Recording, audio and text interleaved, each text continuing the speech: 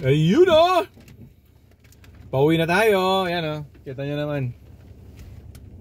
Wala nang laman. So, natapos tayo. Mag-aalas 3 na. So, antay lang natin yung ferry. Kasi sasakay tayo ng ferry. Okay. May mga nakapila. Magantay tayo ng ferry. Patawid dun sa kabila. Alright guys, makain akong dingdong galing sa Pinoy City. Okay? Kita-kita tayo sa next kong video.